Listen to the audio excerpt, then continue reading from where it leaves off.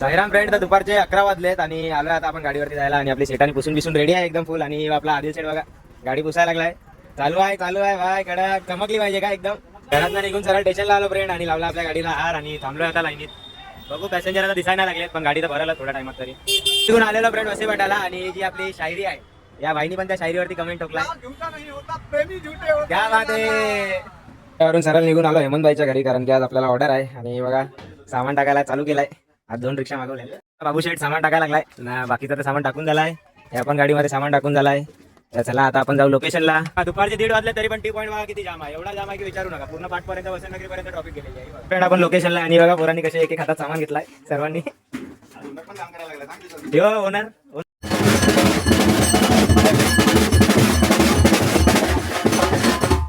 थंडा दिला आता लागल्याने सगळी थंडा वेळ.